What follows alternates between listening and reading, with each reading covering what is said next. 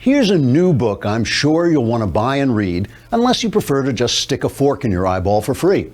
The book by Philip Nell is entitled, Was the Cat in the Hat Black? The Hidden Racism of Children's Literature and the Need for Diverse Books.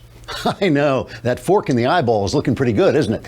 In a wonderful article over at Newsbusters, Tim Graham delves deep into Philip Nell's philosophy.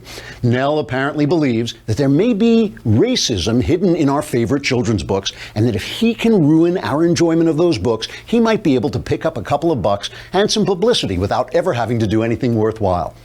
Thus, Philip Nell asks the all-important question, is the cat in Dr. Seuss's Cat in the Hat books really a black person?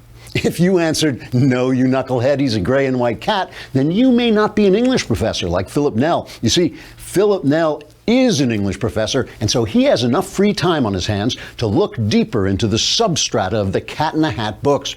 He says the cat's top hat and white gloves show that his character has its roots in minstrelsy, the practice of white performers pretending to be black in order to entertain people instead of writing useless books about the Cat in the Hat.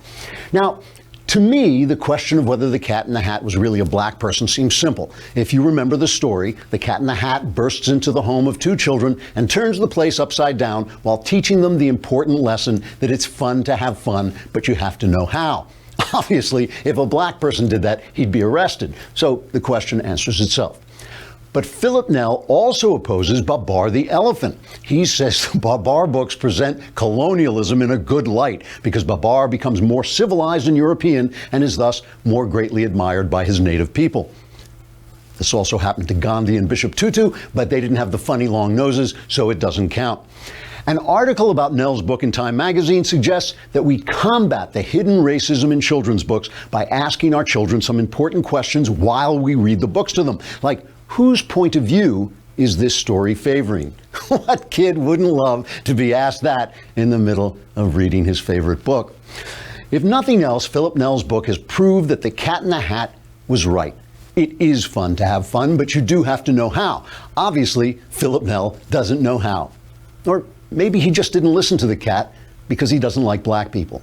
Trigger warning, I'm Andrew Klavan, and this is The Andrew Klavan Show.